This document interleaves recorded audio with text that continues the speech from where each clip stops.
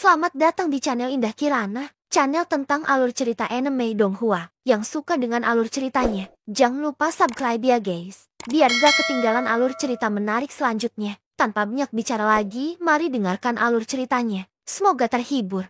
Bab ke-205, tangan Xiaoyan berhenti sejenak. Dia mengangkat kepalanya dan melihat ke atas.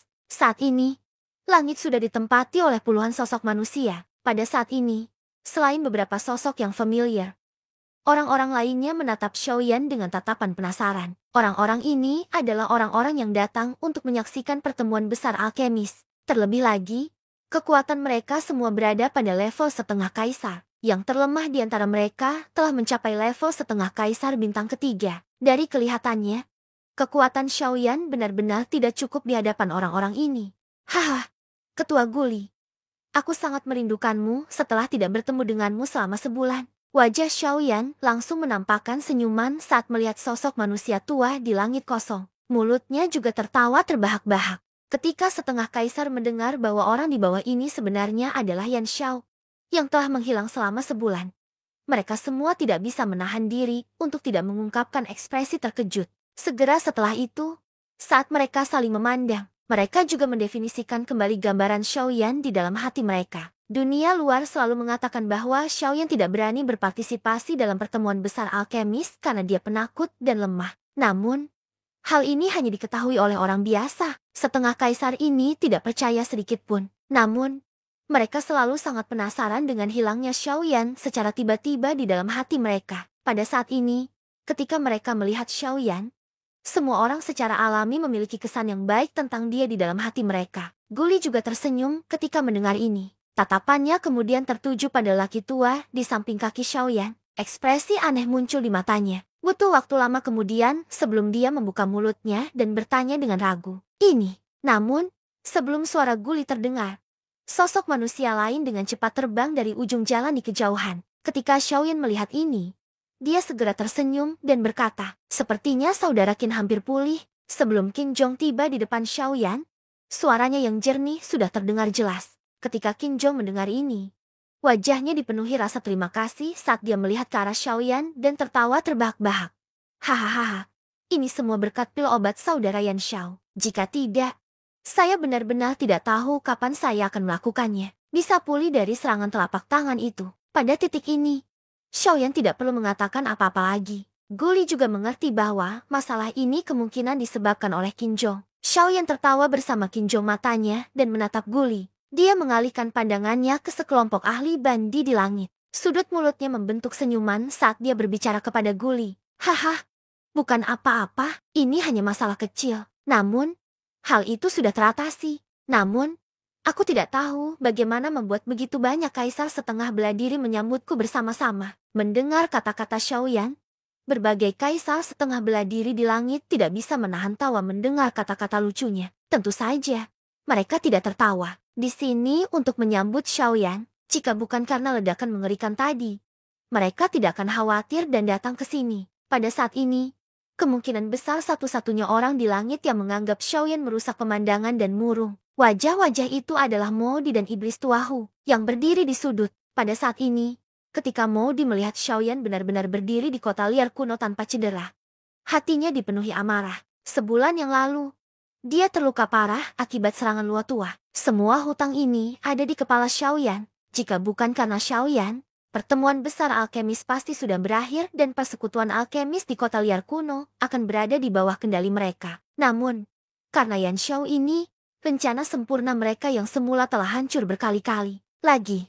Namun, hal yang paling dibenci adalah keterampilan alkimia Xiaoyan sebenarnya sama menakutkannya. Di usia yang begitu muda, dia sudah memiliki kekuatan yang begitu menakutkan. Selain itu, dia memiliki semacam api surgawi dan memiliki keterampilan do terhebat. Tidak peduli yang mana, mereka semua menggerakkannya. Sejak Xiaoyan tiba di kota liar kuno, dia pertama kali melewati celah 3 bintang untuk melawan kaisar bela diri setengah bintang 6. Kemudian, dia memanggil Luo Tua yang dihormati di depan mata semua orang. Akhirnya, dia mendapatkan lencana alkemis peringkat 2 di persekutuan alkemis. Jika seseorang melihat hal ini dengan cermat, sepertinya Xiaoyan telah datang untuk pertemuan besar alkemis sejak awal. Dia telah mengamuk sepanjang jalan dan tidak ada yang bisa menghentikannya. Bahkan Kaisar Beladiri setengah bintang 7 yang dikirim Modi untuk membunuh Xiaoyan seperti melempar roti daging ke arah anjing. Xiaoyan di depannya seperti iblis berusia 10.000 tahun yang disimpan dalam kantong kulit yang lembut. Bajingan, Jetty, bagaimana jika kamu telah kembali? Setelah pertemuan besar alkemis dimulai, orang tua ini akan tetap mengalahkanmu di bawah kakiku. Dibandingkan dengan Modi, si tua Anehu yang berdiri di samping melihat segalanya dengan lebih jelas daripada dirinya. Dari pandangan pertama pada Xiaoyan, dia sudah merasakan bahwa aura Xiaoyan telah mencapai puncak Kaisar Beladiri setengah bintang 3 tahap akhir. Dia hanya selangkah lagi untuk menjadi Kaisar Beladiri setengah bintang 4. Modi, apakah kamu menemukan sesuatu yang berbeda tentang Yan Xiao itu dibandingkan dengan sebulan yang lalu? Orang tua ini terus merasa ada sesuatu yang salah dengan dirinya. Pada saat ini, si tua Anehu menyipitkan matanya dan menatap ke arah Xiaoyan sambil mengirim pesan. Transmisi suara ke Modi di sampingnya. Karena mereka berada di kapal yang sama dengan Modi, si tua Anehu tentu saja tahu tentang masalah Xiaoyan, dan si tua Anezan bertanya tentang Xiaoyan. Dia tidak mau melepaskannya setiap detail tentang Xiaoyan. Mendengar itu, Modi juga sedikit mengernyit. Karena si tua yang aneh berkata demikian, dia lebih memilih mempercayainya daripada tidak. Segera, Modi juga buru-buru mengalihkan pandangannya ke arah Xiaoyan. Kekuatan dengan cepat menyebar dan dengan hati-hati mengepung Xiaoyan. Xiaoyan yang sedang mengobrol dengan Guli dan yang lainnya merasakan kekuatan jiwa yang samar-samar terlihat di sekelilingnya. Namun, sudut mulutnya perlahan melengkung menjadi senyuman dingin saat dia membiarkan kekuatan jiwa itu perlahan menyelimuti tubuhnya. Setelah melahap dan memurnikan hei kekuatan jiwamu, kekuatan jiwa Xiaoyan saat ini tidak lagi lebih lemah dari Modi. Oleh karena itu, mustahil bagi Modi untuk menyelidikinya tanpa terdeteksi oleh Xiaoyan. Haha, Yan Xiao, karena kamu sudah kembali. Sekarang saatnya pertemuan besar alkemis dimulai. Lagi pula, banyak dari kami yang telah menunggumu selama sebulan. Setelah mengobrol sebentar, Guli mengangkat matanya untuk melihat ke langit. Saat itu tengah hari dan sudah waktunya rapat besar dimulai. Ketika kata-kata Guli keluar dari mulutnya, Kaisar setengah beladiri di belakangnya segera menjadi berisik. Mereka telah menunggu selama sebulan hingga Xiaoyan kembali dan berpartisipasi dalam pertemuan besar alkemis. Sekarang waktunya telah tiba dan semua orang sudah berada di tempatnya. Sekarang saatnya pertemuan besar alkemis dimulai. Xiaoyan tersenyum saat melihat ini. Dia menangkupkan kedua tangannya dan menangkupkannya ke arah Kaisar setengah beladiri di langit. Baru kemudian dia membuka mulutnya dan berkata sambil tersenyum. Semuanya, aku juga tahu bahwa karena kalian semua telah menunggu selama sebulan dengan sia-sia. Aku tahu bahwa di antara kalian semua, pasti ada beberapa yang telah menjadi tidak sabar menunggu. Di sini, saya ingin meminta maaf secara pribadi kepada kalian semua. Xiaoyan menangkupkan kedua tangannya dan membungkuk setelah kata-katanya terdengar. Tindakan ini segera mendapat persetujuan dari banyak kaisar setengah beladiri yang hadir. Terlepas dari apakah kata-kata Xiaoyan tulus atau tidak, dia telah mengungkapkan sikapnya di depan banyak orang. Jika mereka masih belum puas, itu akan sedikit membosankan. Xiaoyan meletakkan tangannya ke bawah dan menatap kaisar setengah beladiri yang tersenyum. Sudut mulutnya perlahan terangkat membentuk senyuman. Meskipun orang-orang ini belum mencapai tingkat di mana Xiaoyan merasa terancam, pada akhirnya meninggalkan kesan yang baik bukanlah hal yang buruk. Selain itu, orang-orang ini memiliki pemahaman tentang kekuatannya. Karena dia tidak takut pada lawan yang berada 3 bintang di atasnya, tentu saja dia tidak perlu sujud kepada mereka. Pada saat ini, sikapnya sudah cukup untuk membuat mereka menaruh semua dendam mereka terhadap Xiaoyan di dalam hati mereka. Tidak peduli siapa orangnya. Ini bukanlah hal yang buruk. Wajah Guli dipenuhi senyuman saat melihat gerakan Xiaoyan ini. Metode Xiaoyan ini tidak hanya meninggalkan reputasi yang baik untuk dirinya sendiri, tapi juga bisa sekali lagi menarik sekelompok besar alkemis ke pertemuan besar alkemis mereka. Namun, saat semua orang bersiap untuk kembali menyaksikan pertemuan besar alkemis dimulai, Xiaoyan, yang menjadi fokus perhatian, dengan lembut melambaikan tangannya. Sekelompok api surgawi yang cemerlang langsung keluar dari telapak tangannya, menyebabkan suhu di area ini tiba-tiba naik pada saat ini. Melihat pemandangan ini, orang-orang di lapangan yang hendak pergi sekali lagi berhenti dan memandang Xiaoyan secara serempak. Di sisi lain, Xiaoyan memandang Qin Zhong dengan senyuman di sudut mulutnya. Dia segera membuka mulutnya dan tertawa. Haha, saudara Qin, tangan mana yang digunakan orang ini ketika dia melukaimu sebelumnya? Mendengar kalimat yang sangat tenang ini, Qin Zhong tidak bisa menahan diri untuk tidak terkejut. Setelah beberapa saat, dia bereaksi dengan cepat. Setelah berbicara sekian lama, Xiaoyan sebenarnya telah kembali ke titik awal. Orang-orang di langit juga melihat pemandangan ini dan mendengar kata-kata dari mulut Xiaoyan. Kesan mereka terhadap Xiaoyan segera meningkat pesat di hati mereka. Dia memang jarang menjadi orang yang begitu peduli pada temannya. Qin Zhou mengerutkan kening dan merenung untuk waktu yang lama. Matanya sedikit menoleh dan melihat bekas tangan merah di dadanya. Urutan kelima jarinya jelas berasal dari tangan kanannya. Xiaoyan tersenyum melihat ini. Dia tidak menunggu Qin Zhou mengatakan apa-apa lagi saat matanya tiba-tiba beralih ke bawah. Dalam sekejap, wajahnya yang semula tersenyum tiba-tiba digantikan oleh ekspresi sedingin es yang sedingin 9 mata air yang tenang. Api menyala di matanya. Tangan Xiaoyan, yang mengendalikan api surgawi, tiba-tiba mengepal. Api surgawi di telapak tangannya tiba-tiba meledak dan berubah menjadi api besar yang dengan cepat menyelimuti seluruh tubuh Xiaoyan. Pada saat yang sama, di langit, ekspresi Modi tiba-tiba berubah. Pikirannya dengan cepat berubah dan dia dengan cepat menarik kekuatan spiritual yang telah dia keluarkan. Sayangnya, meskipun tindakannya tidak lambat, di bawah serangan tiba-tiba Xiaoyan, sebagian dari kekuatan spiritualnya masih terluka. Akan sulit baginya untuk pulih dalam waktu dekat. Sialan, kamu kejam. Xiaoyan tersenyum setelah mengeluarkan kekuatan spiritual yang menempel di tubuhnya. Matanya menyapu ruang kosong tanpa meninggalkan jejak. Matanya bertabrakan dengan mata Moldi di ruang kosong. Matanya mengandung beberapa ejekan, menyebabkan kemarahannya melambung tinggi. Xiaoyan, sebaliknya, mengabaikannya sama sekali. Dia melambaikan tangan kanannya dan api surgawi di telapak tangannya segera ditembakkan. Itu langsung membakar lengan kanan lelaki tua itu, yang sudah pingsan, menjadi kehampaan. Ada sepotong daging hangus di persendiannya. Sambil berpikir, Xiaoyan menarik api surgawi. Di saat yang sama, Xiaoyan kembali menatap lelaki tua itu, yang terbaring tak bergerak di tanah. Setelah bertahun-tahun, Xiaoyan telah mengetahui bahwa selama dia adalah musuh, dia pasti tidak akan menunjukkan belas kasihan dan tidak akan memberi mereka kesempatan. Selama dia menyerang, Xiaoyan tidak memiliki kebiasaan membiarkan siapapun hidup. Orang ini tidak terkecuali.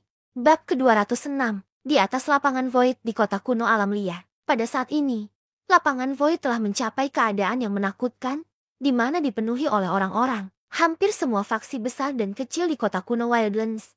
Selama mereka bisa terbang di langit dan memiliki kemampuan untuk melangkah ke lapangan Void, telah tiba. Saat ini, lapangan Void hanya bisa digambarkan dengan 4 kata. Bahu-membahu. Tak disangka, setelah sebulan, daya tarik pertemuan besar alkemis malah semakin menakutkan, menyebabkan banyak orang datang. Tentu saja, alasan utamanya adalah Xiaoyan, atau lebih tepatnya, itu karena Penatua Luo. Sebulan yang lalu, Penatua Luo secara pribadi telah melangkah maju untuk secara paksa menunda pertemuan besar alkemis untuk membantu Xiaoyan. Prestasi luar biasa ini bisa dikatakan sebagai yang pertama dalam sejarah kota kuno Wildlands. Hanya karena Kaisar bela diri setengah bintang 3, peraturan pagoda pil di benua itu telah diabaikan, dan pertemuan besar alkemis terpaksa ditunda. Di kota kehancuran kuno ini, selain Penatua Luo, yang terkenal dan dihormati oleh puluhan ribu orang, dapat mencapai prestasi luar biasa. Namun, hal yang paling penting adalah bahwa orang yang menyebabkan Penatua Luo melakukan hal seperti itu, sebenarnya hanyalah Kaisar setengah bintang 3. Itu juga karena ini, selain masalah Xiaoyan di kota pada siang hari, Xiaoyan saat ini telah menjadi fokus perhatian. Saat ini, semua orang yang datang untuk menyaksikan Alchemist Grand Meeting, selain ingin melihat keterampilan alkimia ajaib dari seorang alkemis, mereka juga ingin melihat jenius luar biasa ini, Yan Xiao, yang telah mengejutkan seluruh kota. Meskipun seluruh Void Square dikelilingi oleh kerumunan seperti versi bola sepak yang diperbesar, ruang di dalam bola sepak tersebut masih tampak kosong dan masih ada ruang tersisa. Ini adalah tempat kompetisi Alchemist Grand Meeting kali ini. Itu adalah panggung di mana dua tokoh utama dari pertemuan besar alkemis akan bertarung. Meski ruang interiornya masih terbilang luas dan masih ada ruang, namun suasana di dalamnya masih terbilang menyesakan karena dikepung oleh banyak orang. Namun, itu masih terlihat berat dan menekan. Hal ini menyebabkan hati Xiaoyan dan Modi tanpa sadar melonjak dengan tekanan yang tidak diketahui. Guli berdiri di tengah seluruh stadion di ruang kosong. Tatapannya perlahan menyapu penonton yang sangat berisik. Sudut mulutnya pun terasa sedikit bangga dengan luasnya pertemuan besar alkemis ini. Dia telah mengelola persekutuan alkemis sepanjang hidupnya dan mengadakan serta memimpin entah berapa banyak pertemuan besar. Tapi ini pertama kalinya dia merasakan awan gelap menutupi matahari seperti hari ini. Tangannya perlahan menekan ruang di depannya, dan aura samar menyebar. Namun, keheningan yang diharapkan tidak muncul. Hal ini menyebabkan wajah Guli tanpa sadar menjadi sedikit malu. Tampaknya orang-orang saat ini lebih berani dari sebelumnya. Sudut mulut Guli melengkung membentuk senyuman. Dengan pikiran, aura menakutkan Kaisar setengah bela diri bintang 8 segera menyebar. Dalam sekejap, selain beberapa orang yang hadir, bahkan beberapa Kaisar setengah bela diri yang hadir mengungkapkan ekspresi serius. Harus dikatakan bahwa sebagai ketua Persatuan Alkemis, tanpa menyebutkan keterampilan alkimia, kekuatan Guli benar-benar tak terbatas. Benar saja, stadion kosong yang sebelumnya berisik segera menjadi sunyi setelah tindakan Guli. Wajah semua orang tampak muram saat mereka melihat ke arah Guli. Di antara mereka, cukup banyak orang yang sudah terlanjur tertekan oleh aura menakutkan tersebut hingga kepalanya memerah. Jelas, mereka tidak tahan lagi. Guli dengan lembut menggelengkan kepalanya saat melihat ini. Dia perlahan menyebarkan aura dan tekanannya. Sejujurnya, dia bukannya ingin menggunakan metode kekerasan. Hanya saja orang-orang ini benar-benar tidak mengerti bahasa biasa. Xiaoyan juga tersenyum saat melihat ini. Dia mengabaikan omong kosong yang hendak dikatakan Guli. Sebaliknya, dia tampak meringkuk dengan malas di kursinya. Kekuatan spiritualnya diam-diam menyebar dan menyelidiki segala sesuatu di arena. Selanjutnya, lelaki tua ini mengumumkan bahwa babak final pertemuan besar alkemis telah resmi dimulai. Akhirnya, kalimat yang ditunggu-tunggu semua orang terucap dari mulut Guli. Saat ini, semua orang merasakan darah mereka mendidih. Mulut mereka pun berteriak setuju. Suasana di arena benar-benar tersulut saat ini. Tiba-tiba, cahaya terang muncul di ruang kosong. Sosok manusia yang mengenakan jubah alkemis adalah orang pertama yang melangkah ke platform batu di ruang kosong. Saat sosok manusia berdiri di sana, semua orang memfokuskan mata mereka dan melihat ke atas. Namun, semuanya mengeluarkan desisan lembut dari mulut mereka. Ini karena orang yang mengenakan jubah alkemis tidak lain adalah Modi, yang akan bersaing dengan Xiaoyan dalam keterampilan alkimia di babak ini. Ketika dia mendengar kata-kata menghina dari mulut semua orang, wajah Modi gemetar karena marah. Dalam hatinya, dia berharap bisa menampar semua semut di depannya sampai mati. Namun, dia hanya bisa melakukan ini dalam situasi saat ini. Dia mencoba yang terbaik untuk mengabaikannya. Lagi pula, hal terpenting saat ini bukanlah semut-semut yang belum pernah melihat dunia ini. Sebaliknya, alkemis peringkat 2 inilah yang akan bersaing dengannya. Yan Xiao, berdiri di platform batu, Modi memandang Xiaoyan, yang masih meringkuk di kursinya dari kejauhan. Mulutnya mendengus dingin. Segera, dia mengabaikannya. Dia mengulurkan tangannya dan cahaya bersinar dari cincin penyimpanan di tangannya. Kuali obat berwarna ungu kehitaman terbang keluar dan menghantam platform batu di depan Modi dengan keras. Kuali obat ini berwarna ungu kehitaman. Ada ukiran kelelawar di kedua sisi kuali obat. Sayap kelelawar disambung satu sama lain membentuk badan kuali. 2 mulut besar yang berdarah telah berubah menjadi 2 lubang api. 4 cakar menopang seluruh kuali obat di tanah. Telinganya yang tajam saling terhubung, membentuk penutup bukaan 4 sisi. Saat Modi mengeluarkan kuali obat ini, ekspresi Guli dan yang lainnya di kursi juri sedikit berubah. Jelas sekali, mereka cukup terkejut dengan kuali obat Modi. Tidak disangka ini sebenarnya adalah Bloodbath Cauldron. Orang ini sebenarnya telah mendapatkannya. Bukankah kuali obat ini selalu menjadi harta karun ketua asosiasi mereka? Sepertinya mereka telah berinvestasi cukup banyak dalam pertemuan besar ini. Namun, saat sisi Modi sedang dibicarakan dengan penuh semangat oleh semua orang, Xiaoyan perlahan berdiri dari kursinya. Dia tampaknya baru saja bangun dan meregangkan pinggang malasnya. Segera, senyuman muncul di sudut mulut Xiaoyan, tubuhnya bergerak dan langsung muncul di platform batu.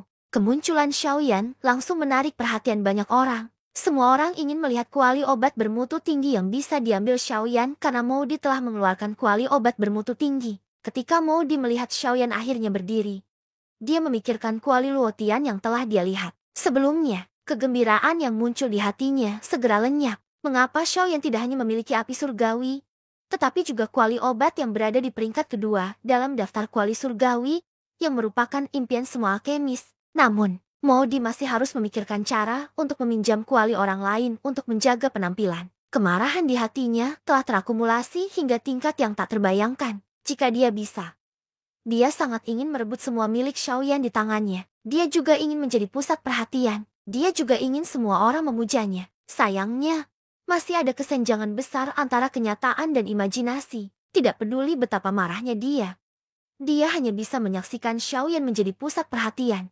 Berdiri di platform batu, Xiaoyan tersenyum dingin saat dia melihat ke arah Modi, yang memiliki wajah muram di sisi lain. Dia membuka mulutnya dan mencibir. Tahukah kamu kenapa kamu terjebak sebagai alkemis peringkat dan begitu lama? Itu karena kamu berpikiran terlalu sempit dan hatimu terlalu kotor. Yang terpenting bagi seorang alkemis adalah jiwa. Begitu suaranya turun, Xiaoyan melambaikan lengan bajunya. Pada saat yang sama, cincin penyimpanan di tangannya menyala, dan cahaya merah besar tiba-tiba muncul di depan Xiaoyan. Cahaya itu berangsur-angsur menghilang, dan kuali obat merah juga muncul di depan mata semua orang. Kuali obat ini sepenuhnya berwarna merah. Merah, seolah-olah telah terbakar habis oleh nyala api yang berkobar. Berbagai binatang ajaib kuno terukir di badan kuali. Aura tak terlihat yang menyebar membuat orang merasa seolah-olah berada di tengah kawanan binatang. Mereka bisa merasakan rasa penindasan di hati mereka ketika kuali obat muncul. Sebagian besar orang yang hadir mau tidak mau mengalami perubahan ekspresi. Jelas sekali, mereka mengenali kuali obat yang sangat mendominasi ini. Ketika Modi, Guli, dan yang lainnya melihat kuali obat ini, ekspresi mereka tidak bisa menahan diri untuk tidak membeku. Mata mereka menunjukkan ekspresi yang sangat terkejut, khususnya Guli dan Modi bahkan lebih terkejut lagi dengan fondasi Xiaoyan yang sangat besar. Lama kemudian Guli akhirnya pulih dengan susah payah. Otot-otot di sudut matanya bergerak sedikit. Dia tidak menyangka bahwa bukan hanya Luo Tian Cauldron yang berada di peringkat kedua dalam daftar tripod surgawi, berada di tangan Xiaoyan, namun bahkan keberadaan menakutkan ini, yang berada di peringkat ke-6 dalam daftar tripod surgawi, akan muncul di tangan Xiaoyan. Ini, Yan Xiao. Kamu telah membawakan kami terlalu banyak kejutan. Kuali 1000 binatang. Hah? Selain api surgawi, Modi, seberapa besar peluangmu untuk menang? Bersambung ke bab selanjutnya.